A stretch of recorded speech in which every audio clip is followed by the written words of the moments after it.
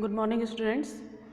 आज की क्लास में हम लोग इफ़ेक्टिव न्यूक्लियर चार्ज को कैसे कैलकुलेट किया जाता है किसी भी इलेक्ट्रॉन के लिए उसको देखेंगे।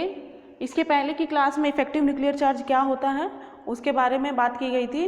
उसी के आगे का टॉपिक है कि किसी इलेक्ट्रॉन्स के लिए हम लोग जेड इफ़ेक्टिव को कैसे निकालते हैं। तो चलिए स्टार्ट करते हैं।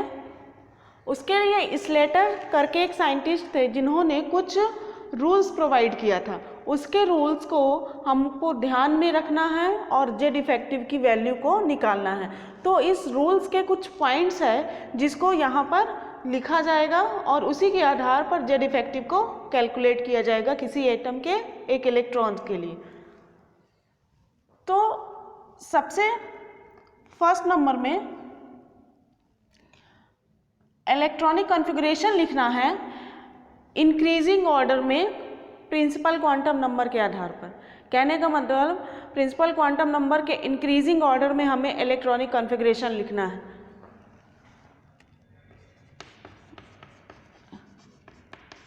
इलेक्ट्रॉनिक कॉन्फ़िगरेशन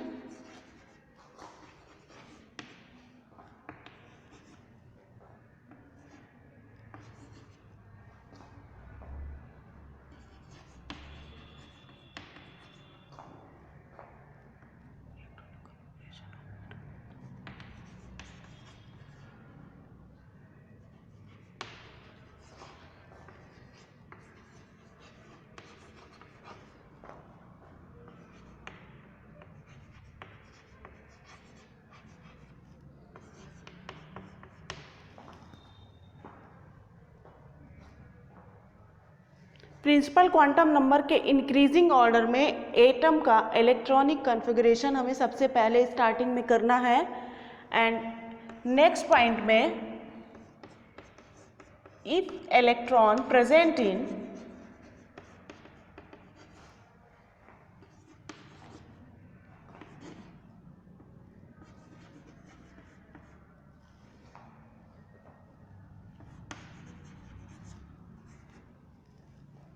यदि इलेक्ट्रॉन यस अथवा पी ऑर्बिटल में या पी सेल में प्रेजेंट है तब एस की वैल्यू हम कैसे निकालेंगे। एस मतलब स्क्रीनिंग कांस्टेंट।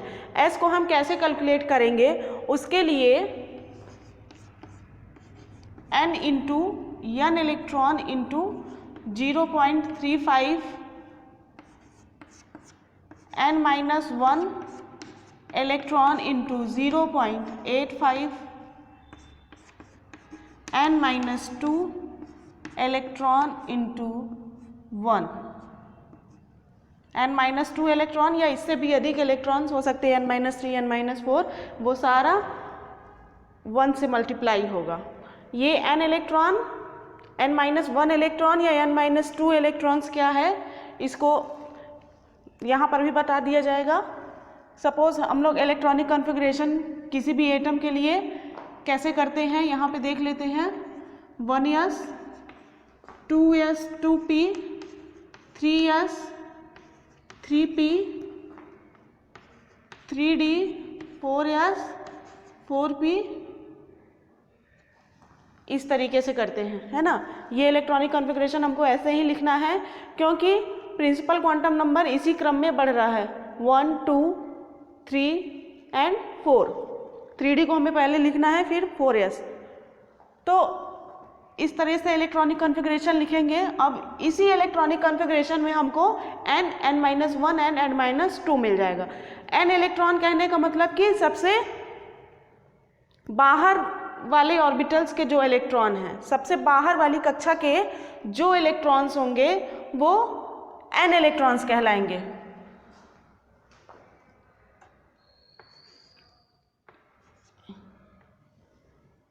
ये हो गया n electron.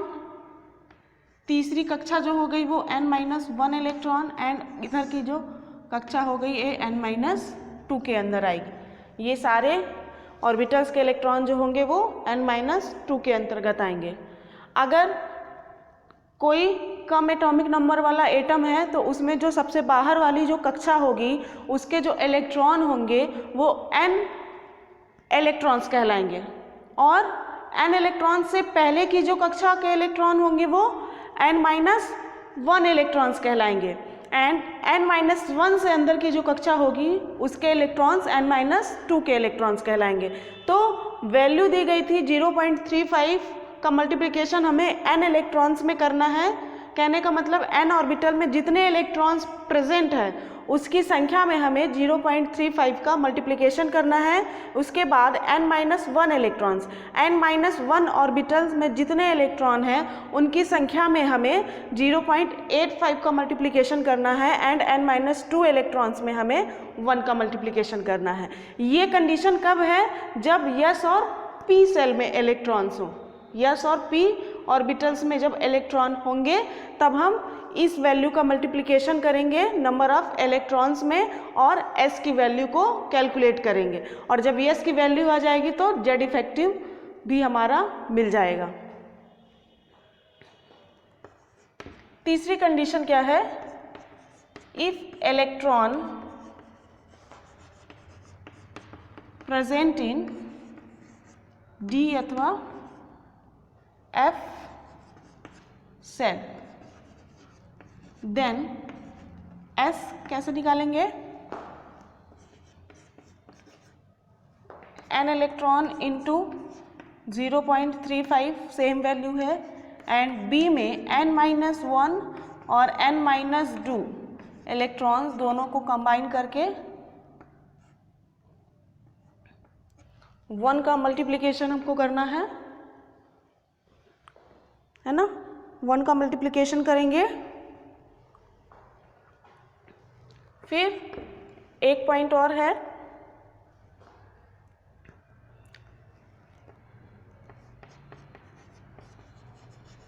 In case electron present, electron pair present in 1s orbital then S equal to होता है 0.30। यदि 1s इलेक्ट्रॉन में 2 इलेक्ट्रॉन प्रेजेंट है, इलेक्ट्रॉन प्रेजेंट पेयर प्रेजेंट है, तो उसके लिए जो S की वैल्यू है वो 0.30 फिक्स कर दी गई है क्योंकि वहाँ 2 इलेक्ट्रॉन ही है, एक इलेक्ट्रॉन बचेगा तो उसके लिए स्क्रीनिंग कांस्टेंट की वैल्यू 0.30 रखी गई है।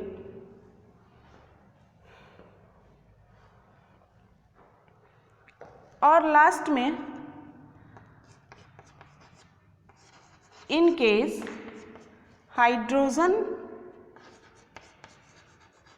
एटम इलेक्ट्रॉन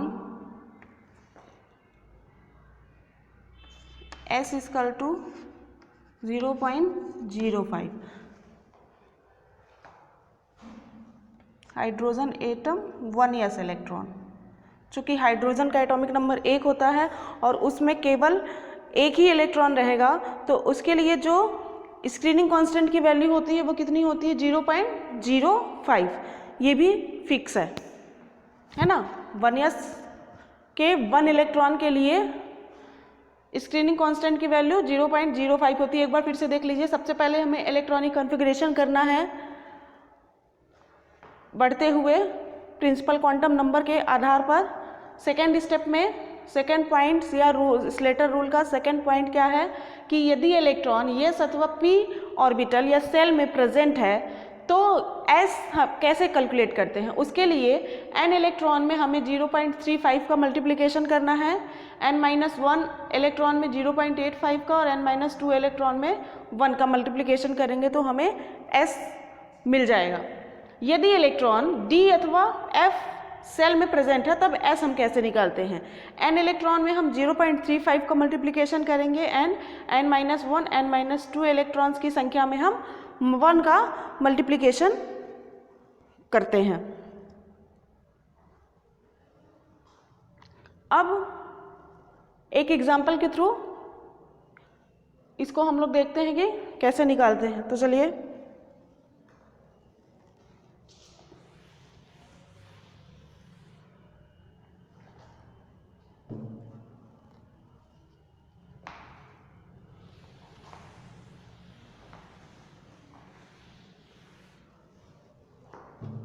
यहाँ पे देख लेते हैं। नाइट्रोजन एलिमेंट के लिए हम लोग कैलकुलेट करते हैं। Calculate the ZEF 2p electron in nitrogen atom या एलिमेंट।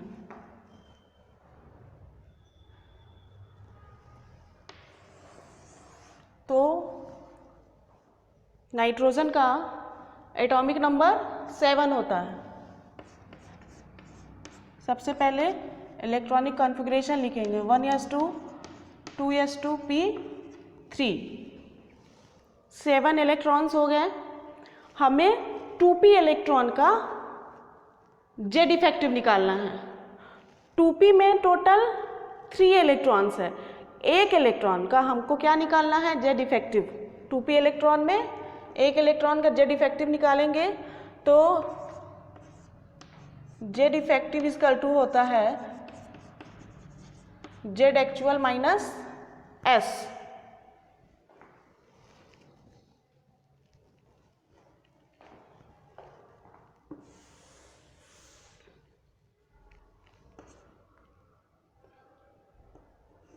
S equal to